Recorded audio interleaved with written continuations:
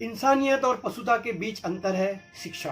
शांति, सुकून और खुशियों का जंतर है शिक्षा। भेदभाव, छुआछूत और अंधविश्वास दूर करने का मंत्र है शिक्षा। नमस्कार दोस्तों, मैं हूं अंकित और आप सबका स्वागत है मेरे YouTube channel don't give up पर।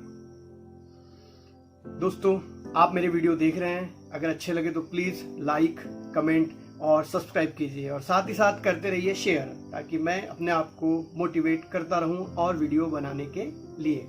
दोस्तों, साल में 365 दिन होते हैं और हर दिन का कोई ना कोई महत्व होता है और वैसा ही महत्व है 8 सितंबर का। 8 सितंबर जो कि हम मनाते हैं विश्व साक्षरता दिवस के रूप में।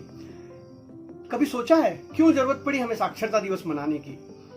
क्यों मनाया जाता है साक्षरता दिवस? क्या साक्षरता दिवस मनाने शुरुआत करने के बाद हम उसके उद्देश्य को पूरा कर सके हैं?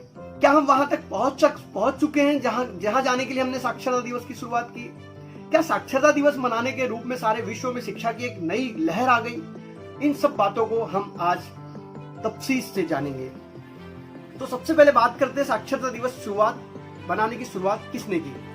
इसकी शुरुआत होती है 1966 में, जिसकी घोषणा लगभग 17 नवंबर 1965 को यूनेस्को, जो यूनो की एक संस्था है, उसने किया और पहला साक्षरता दिवस मनाया गया 1966 में। साक्षरता दिवस मनाने का उद्देश्य यूनो का यह था कि आज भी दुनिया में 77.5 करोड़ लोग अशिक्षित हैं। हर 5 में से एक व्यक्ति को स्कूल नहीं मिलता जो अशिक्षित है। इन अशिक्षित की तादाद में 2/3 संख्या महिलाओं की है और इसी प्रकार से बहुत सारे बच्चे जिनको विद्यालय नहीं मिल पाता। इन सारी बातों को देखते हुए यूनेस्को को लगा कि एक साक्षरता दिवस मनाना चाहिए और हमने विश्व में शिक्षा का प्रसार करने के लिए प्रयत्न करना चाहिए। और उसी घड़ी में आगे बढ़ते हुए आज हमने इस साल 2020 में 8 सितंबर को साक्षरता दिवस के रूप में मनाया। अगर हम शिक्षा की बात करें तो भारत जब स्वतंत्र हुआ था तो भारत का साक्षरता दर था 18.33, जो कर 1911 के सेंसस के हिसाब से बढ़कर 72.73 हुआ है, लगभग 73%।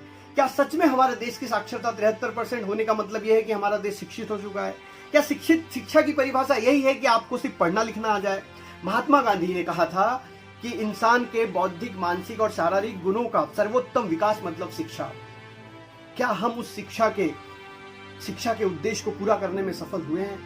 इन सारे प्रश्नों के उत्तर आज भी मिलना बाकी है और शिक्षा के क्षेत्र में आगे बढ़ने के लिए प्रयासों की एक बहुत बड़ी परिभाषा और एक बहुत बड़ा प्रयत्न करना, एक बहुत बड़ा स्ट्रक्चर बनाना बहुत जरूरी हो गया है। आज अगर हम देखें तो हमारे देश की शिक्षा व्यवस्था में जिस शिक्षा व्यवस्था में हम सोचते हैं कि हमारा देश आगे बढ़ेगा, उसके फल अभी भी नहीं मिले हैं। यूनेस्को के मुताबिक शिक्षा का मूल उद्देश्य है लिंग भेदभाव को समाप्त करना, असमानता को समाप्त करना, जातीयता को समाप्त करना और इसी प्रकार की मानवीय क्रूरता को समाप्त करना। क्या इन उद्देश्यों में यूनेस्को सफल हुआ है?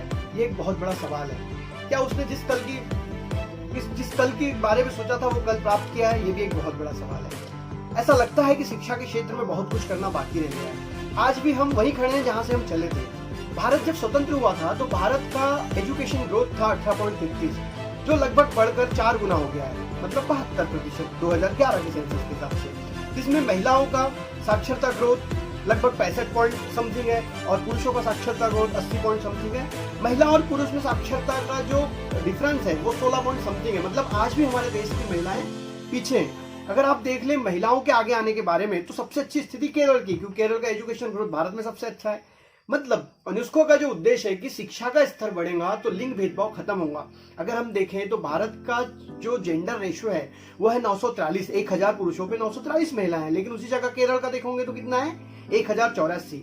मतलब ये कि हमें शिक्षा का क्षेत्र बढ़ाकर इन सब असमानताओं को खत्म करने के लिए बहुत बड़े मील के पत्थर लगाने पड़ेंगे और एक लंबी लड़ाई पड़नी पड़ेगी, जिससे इस विश्व का, इस मुल्क का, इस देश का सबका विकास हो सके।